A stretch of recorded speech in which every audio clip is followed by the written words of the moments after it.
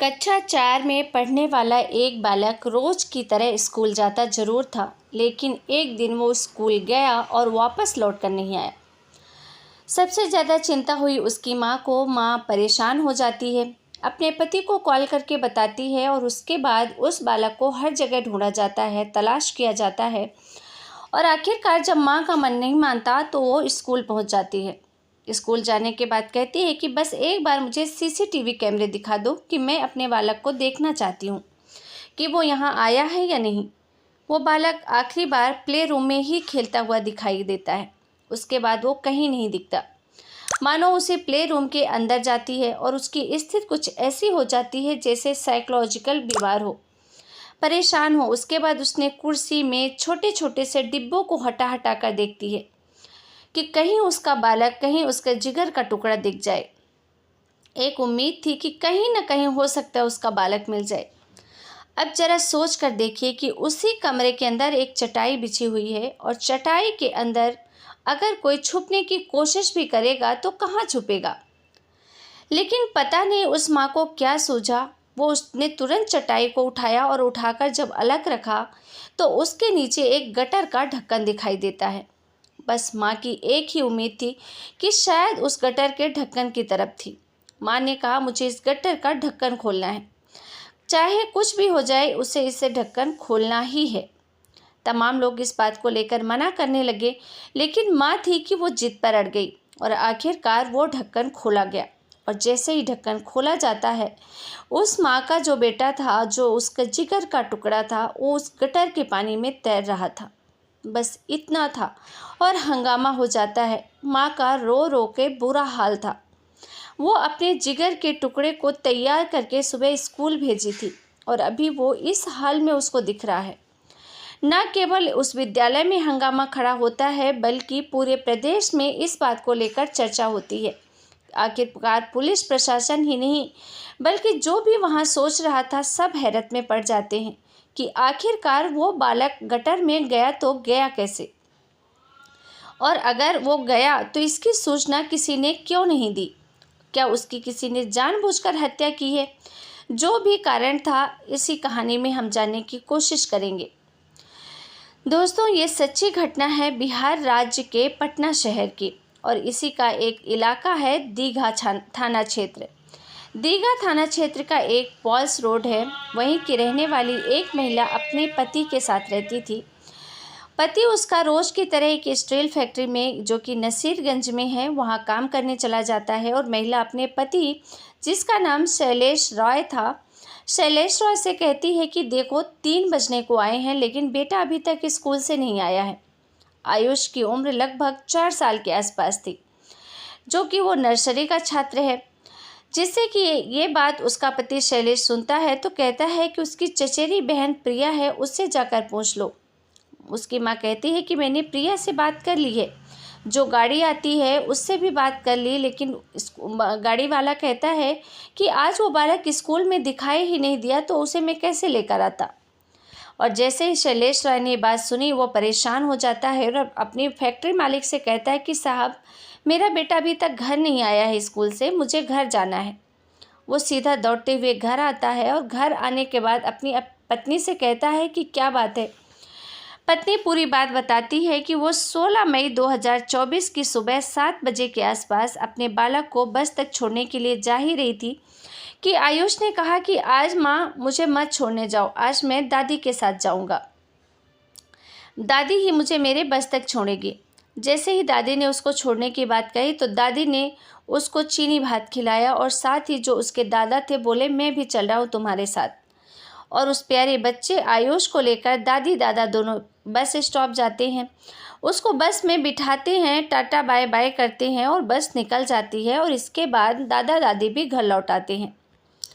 लेकिन इसके बाद जब वो बच्चा लौट कर नहीं आता तो पति पत्नी परेशान हो जाते हैं और सीधा उसके पति शैलेश राय स्कूल के प्रिंसिपल को फ़ोन करता है और कहता है कि मैडम, मेरा बच्चा स्कूल गया था लेकिन अभी तक आया नहीं है, क्या बात हो गई है।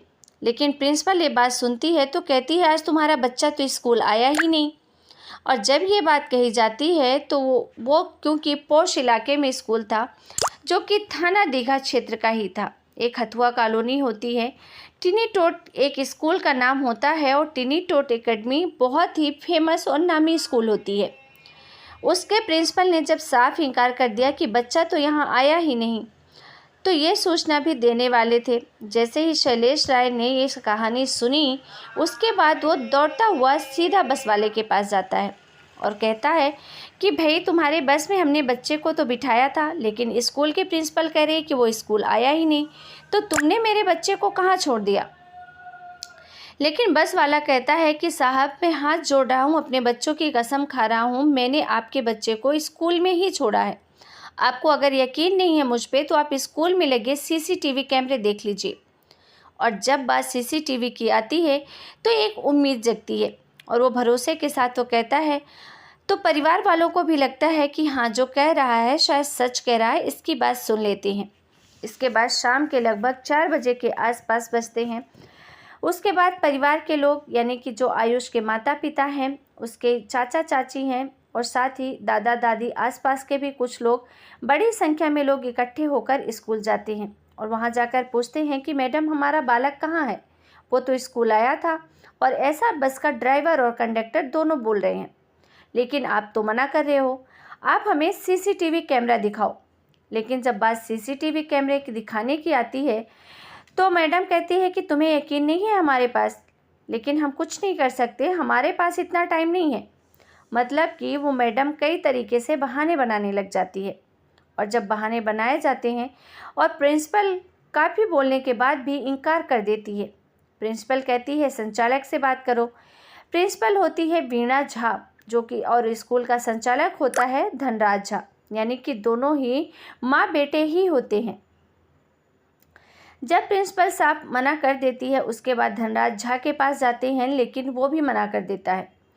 परिवार वाले थोड़े परेशान होते हैं और परेशान होने के बाद सीधा पुलिस स्टेशन जाते हैं, दीघा पुलिस स्टेशन, और ब्रज किशोर सिंह के पास यानी कि वहाँ के जो एसएचओ थे उनसे जाकर कहते हैं कि साहब हमारा बेटा रोज़मर्रा की तरह स्कूल गया था, लेकिन वो अभी तक लौट कर नहीं आया है।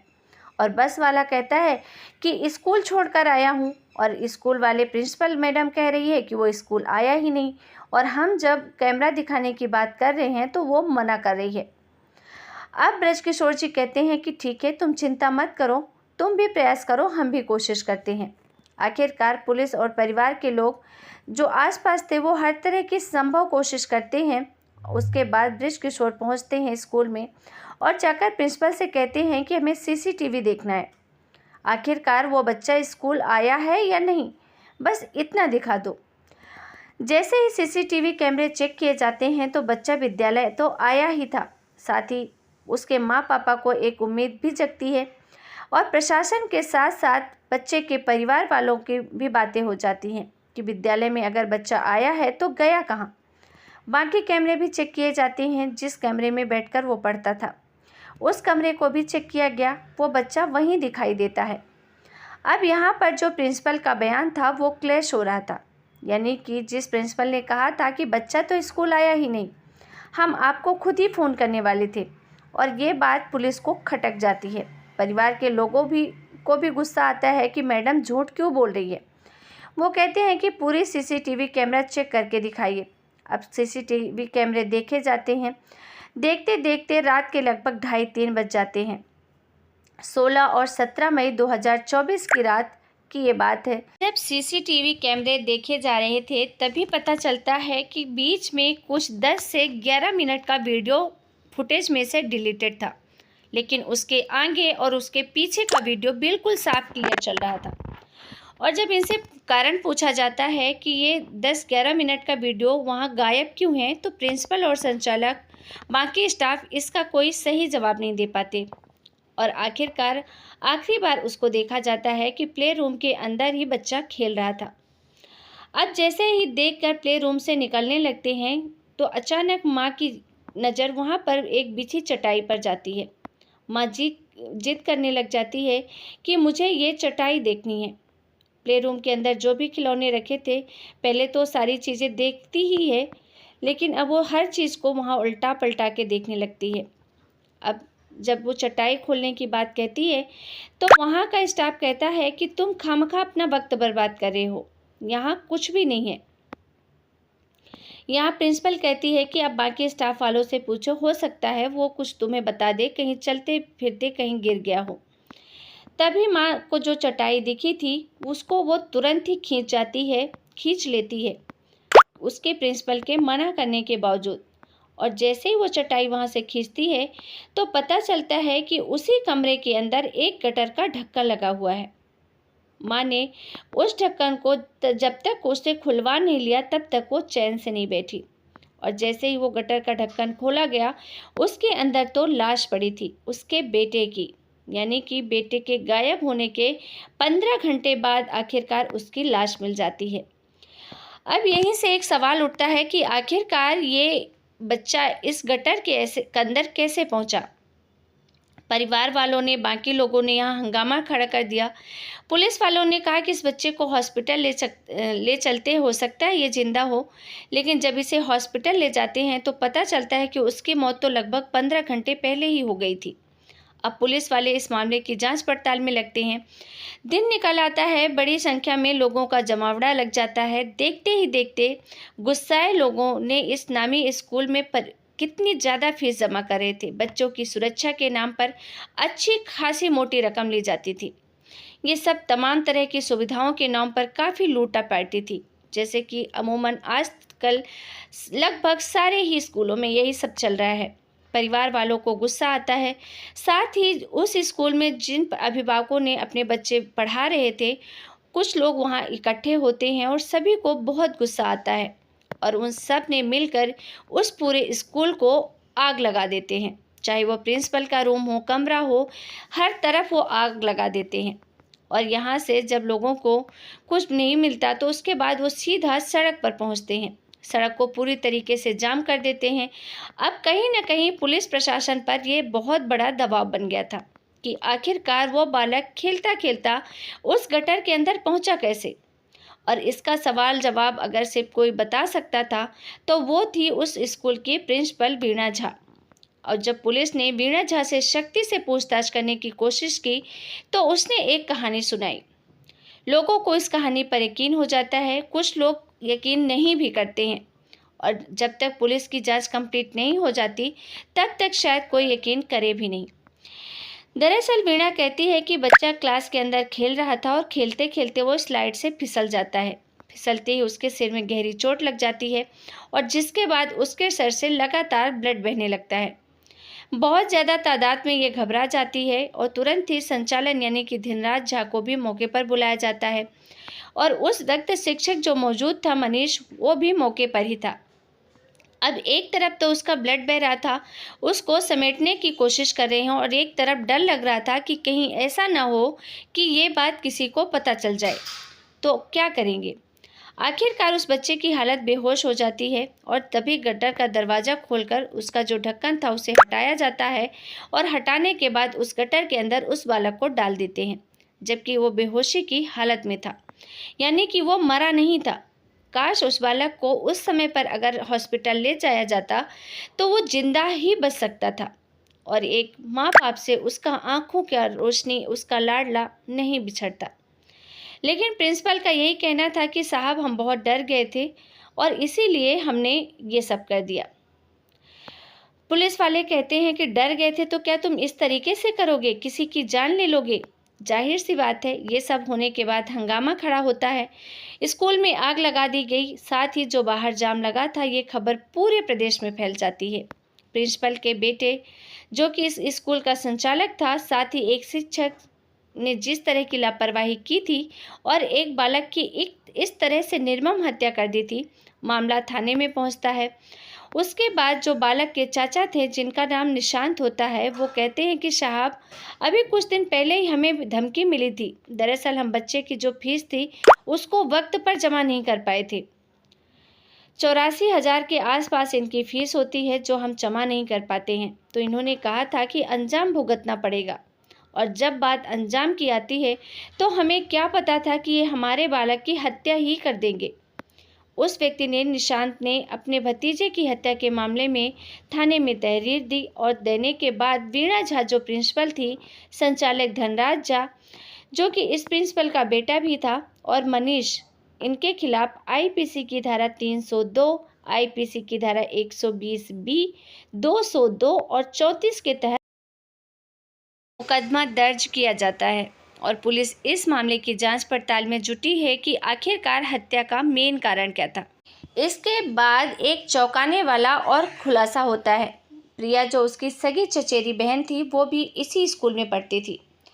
वो कहती है कि जब इस बालक को मारा जा रहा था और जब ये मार रहे थे, उस गटर के अंदर डाल रहे थे, तब उसने अपनी आंखों से देखा था, उसका ब्लड बह रहा था। मैंने जाकर कहा भी कि मैम ये मेरा भाई है, मुझे दे दो, लेकिन उन्होंने मुझे धमकाया कि अगर ये बात इस स्कूल के बाहर गई तो तुम्हें भी इसी तरीके से मारकर गटर के अंदर डाल दिया जाएगा। अब प्रिया कितना सच बोल रही है कितना नहीं, ये तो पुलिस जांच के बाद ही क्लियर होगा, क्योंकि पहले ही उस बच्चे के माता पिता ने प्रिया से ऑलरेडी पूछा था कि बच्चा कहाँ है, तब प्रिया ने ये सारी जानकारी उन्हें नहीं दी थी। अब इस घटना का मामला पूरे प्रदेश में फैल चुका है और प्रिंसिपल की जिस तरह से लापरवाही की है, संचालक की जो लापरवाही है, उससे विद्यालय से सुरक्षित स्थान होता है। माँ बाप तो यही सोचकर बच्चों को भेजते हैं, लेकिन ये प्रिंसिपल और अध्यापक की वजह से एक जरा से मासूम बच्चे की जान चली जाती है।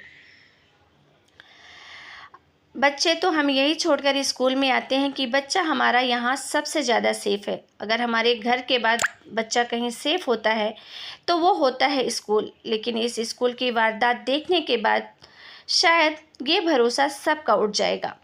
तो दोस्तों, इस कहानी को सुनाने का उद्देश्य किसी की भी भावनाओं को ठेस पहुँचाना नहीं है, बल्कि आपको सतर्क करना है, जागरूक करना है। तो जितना ज़्यादा हो सकता है सतर्क रहें, सुरक्षित रहें, अपना और अपनों का ध्यान रखें। फिर मिलेंगे एक नई सच्ची घटना के साथ। तब तक के लिए आप सभी का बहुत बहुत धन्यवाद। जय हिंद, जय भारत।